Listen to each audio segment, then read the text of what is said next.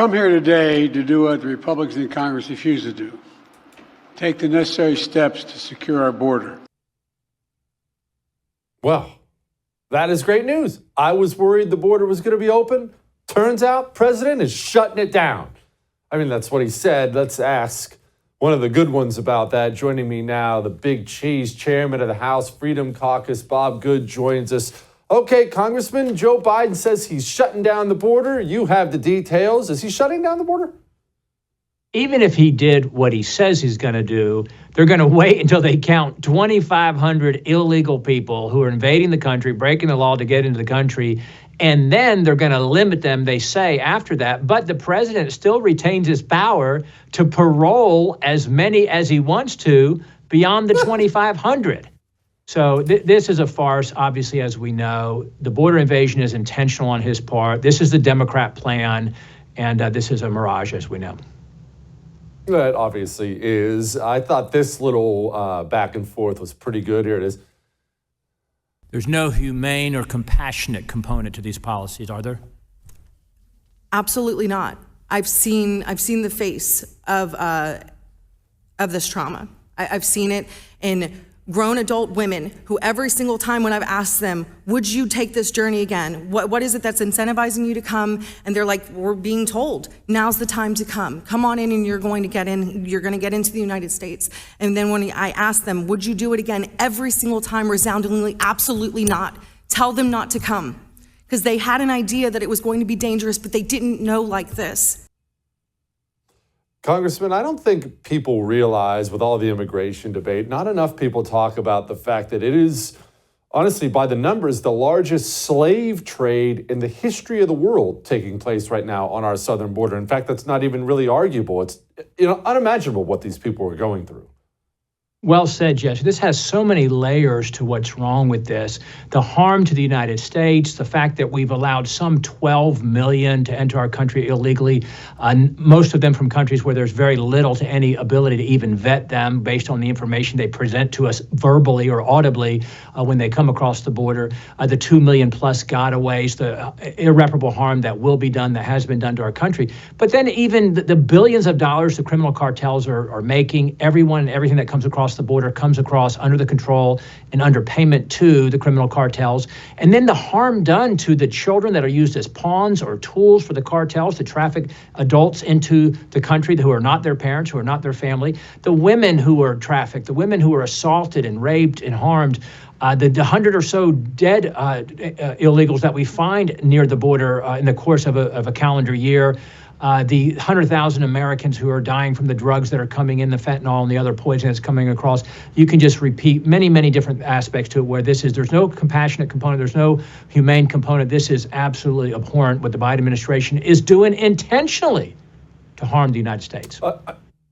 I'm glad you say that, and you've been saying that. It's remarkable to me how many on the right, if we're going to use Airfinger's quote there, still try to give the benefit of the doubt to these people. And I understand trying to see the best in your fellow man, but you still see people all the time. Joe Biden's failure at the border. He stumbled at the border. Oops, he tripped and fell and opened up the border. This is what these people want. They've wanted it for decades. They want the border open to flood the country with drugs and rapists and murderers because it helps them.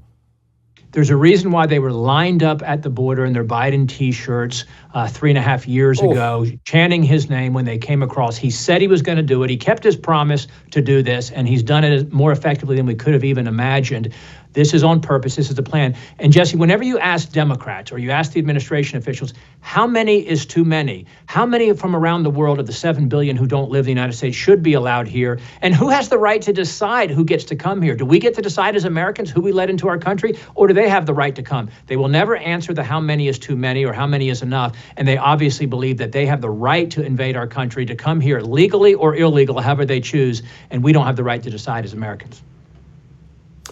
There's a national security component to this that people are bringing up. It's not as if no one's talking about it, but we have military-age Chinese males coming in, courtesy of Brittany Mayer. I want to make sure I give her credit.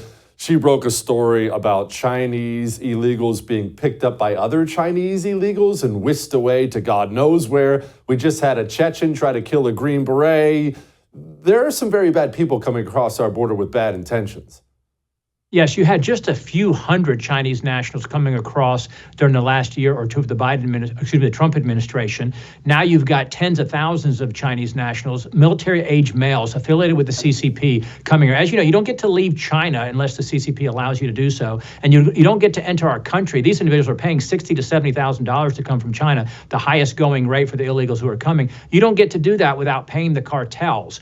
And you pay more if you're a godaway, if you avoid the free housing, the free travel, the social services, the health care, the education, whatever your situation might be at taxpayer expense. You pay actually more to be one of the gotaways because you've got the terrorist ties or criminal backgrounds or whatever you're trafficking into our country. And again, our president is doing this to the country on purpose. What can we do? I understand the House Freedom Caucus is there, and thank God for that, because you guys are the only ones worth the crap. But can anything be done? We do have a tiny majority in the House. The Senate is useless as it generally is. There's really not much we can do, especially when Mike Johnson's just going to grab his ankles for the Democrats every time when it comes to the budget process, right? We're just kind of stuck here. It's unfortunately a simple, oft-repeated refrain, but the truth is it's the power of the purse. Yes, we could. We could use leverage points to trade or force something, like we could have tried to leverage the Democrats' insatiable desire for Ukraine to get border security. But then it turned out the speaker wanted Ukraine funding just as bad as the Democrats, so he didn't want to gum it up or tie it up with border security because he wanted to make sure he got his $60 billion borrowed for Ukraine. But we also could use the appropriations process. We could refuse to fund Secretary Mayorkas and the Department of Homeland Security, but we gave the Department of Homeland Security a $3 billion raise with the omnibus, the two minibus spending bills that were passed in March. So we gave them a raise instead of cutting their funding. So if Republicans had the resolve, if you had enough Republicans with toughness, if you had a speaker who would pass Republican funding bills instead of joining hands with the Democrats, as you said, to stick it to the American people, yes, we could absolutely do it. The next leverage point is the funding of the government that's due by September 30. And I hate to say that because it's three and a half months from now, but we could absolutely do it with the funding of the government. We could refuse to give them the money to fund the Department of Homeland Security to perpetrate this border invasion. I can't wait for the standard Republican line then. It'll be, well, we have to wait till after the election. That's, of course, what it'll be. Bob, can you explain to me what happened to Mike Johnson? Mike Johnson is a person that I've had on this show before, only once, but I mean, his voting record was solid. His values, at least before he walked into that speaker's office and lost his mind, are pretty daggone solid. Nobody's perfect, obviously, but what happened? Well, it's easy to believe the right things and to say the right things when they don't cost you. But the truth is, when he was sort of in junior leadership, he was never really with us in the fight, meaning taking risks, suffering consequence, to fight for the things that he claimed to believe in. I think probably in his heart genuinely did believe in and wanted those good kind of things to happen. But now the speakership has absolutely changed him. I've seen the change in him personally. I've seen the change in him. He went from being for FISA reform, protecting constitutional liberties, to voting against the warrant requirement. He would not allow FISA to expire in exchange for leveraging that again to get the constitutional protections in. He went from being against Ukraine funding to be in favor of Ukraine funding. And there was a story that came out just recently that John Boehner's become his mentor, that John Boehner's coaching him on how to deal with the troublemaking conservatives in his party. Sadly and unfortunately, that's who Mike Johnson has become. Well, I like that you're one of the troublemaking conservatives. Apparently, there's some riff with Trump because you were going the other way in a primary. Now you have a primary challenger. You're not going to lose this primary, right? We need you to stay right where you are. How can people support you? Well, they can go to bobgoodforcongress.com. But I can tell you, Jesse, the people in the 5th District, they are the things that Washington hates me for doing. The people in the 5th District who voted to elect me in 20 and 22, they like me doing those things. And our ground game is far superior. Our grassroots support is far superior. We're going to win this on June 18. Oh, good. Come back soon, please. Appreciate you. That's a good man right there. There aren't many of them in Congress. That's one of our best right there. Can't believe we're trying to primary this guy.